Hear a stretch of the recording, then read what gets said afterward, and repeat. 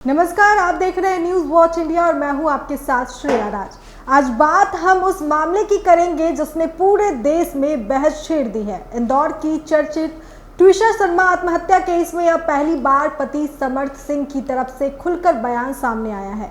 अब तक जहां सोशल मीडिया पर एक तरफा आरोपों की बाढ़ थी, वहीं अब समर्थ सिंह के वकील एडवोकेट आशीष शर्मा ने प्रेस कॉन्फ्रेंस कर कई बड़े दावों और आरोपों पर जवाब दिया है।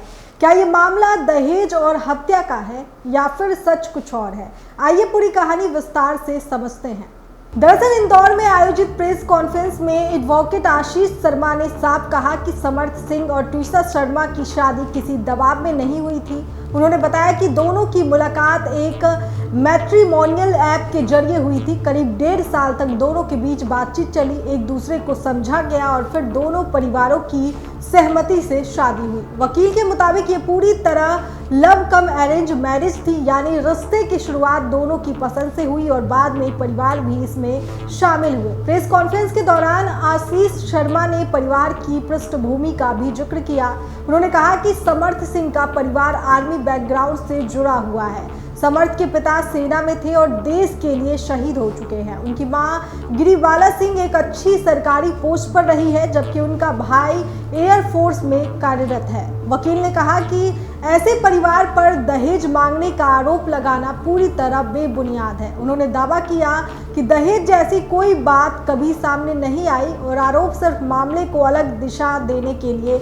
लगाए जा रहे हैं। अब बात उस सबसे बड़े आरोप की जिसने इस केस को और ज्यादा संवेदनशील बना दिया, ट्विशा शर्मा की हत्या के आरोप। एडवोकेट आशीष शर्मा ने इन आरोपों को पूरी तरह गलत बताया। उन्होंने कहा कि जो सीसीटीवी फुटेज वायरल हो रहा था उसमें ट्विशा खुद जाती हुई नजर आ रही है। उनके मुताबिक शुरुआती पोस्टमार्टम रिपोर्ट में भी आत्महत्या की बात सामने आई है और बचाव पक्ष उसी आधार पर आगे बढ़ रहा है। वकील ने कहा कि हत्या का नैरेटिव बनाकर लोगों की भावनाओं को भड़काने की कोशिश की जा रही है। उन्होंने ये भी बताया कि घटना के बाद सबसे पहले समर्थ सिंह ने ही ट्विशा को फंदे से नीचे उतारा और बिना समय गवाए अस्पताल लेकर गए। सोशल मीडिया पर उठ रहे सवालों को लेकर भी उन्होंने सफाई दी। लोग पूछ रहे थे कि पहले पुलिस को सूचना क्यों नहीं दी गई। इस पर वकील ने कहा कि ऐसे स्थिति में सबसे पहले अपने प्रियजन की जान बचाने की कोशिश करता है, न कि कानूनी प्रक्रिया के बारे में सोचता है।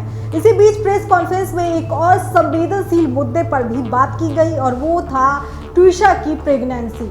एडवोकेट आशीष शर्मा ने दावा किया कि कंसीव होने के बाद ट्विशा बच्चा नहीं रखना चाहती थी, जबकि समर्थ सिंह और उनकी मां गिरिबाला सिंह चाहते थे कि बच्चा रखा जाए। इसी मुद्दे को लेकर दोनों डॉक्टर के पास काउंसलिंग के लिए भी गए थे। हालांकि इस मामले में अभी तक मेडिकल रिकॉर्ड्स या आधिकारिक दस्तावेज सार्वजनिक नहीं किए गए हैं, इसलिए जांच एजेंसियां हर पहलू को ध्यान में रखते हुए आगे बढ़ रही है।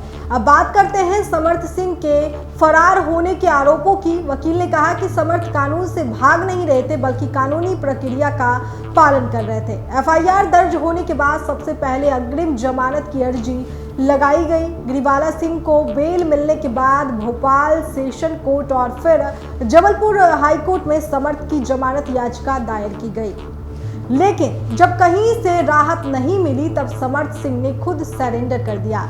इसके साथ ही वकील ने यह भी कहा कि गिरिबाला सिंह की जमानत रद्द करने का कोई आधार नहीं बनता, क्योंकि उन्होंने कोर्ट की किसी भी शर्त का उल्लंघन नहीं किया है। फिलहाल ये मामला लगातार सुर्खियों में बना हुआ है। एक तरफ ट्विशा शर्मा के परिवार की ओर से गंभीर आरोप लगाए जा रहे हैं, तो दूसरी तरफ समर्थ सिंह का पक्ष अब खुलकर सामने आ रहा है। सच्चाई क्या है, इसका फैसला अदालत और जांच एजेंसियां करेंगी, लेकिन इस केस ने एक बार फिर ये सवाल जरूर खड़ा कर दिया है कि सोशल मीडिया, ट्रायल और कानूनी जांच के बीच की रेखा कितनी पतली हो चुकी है।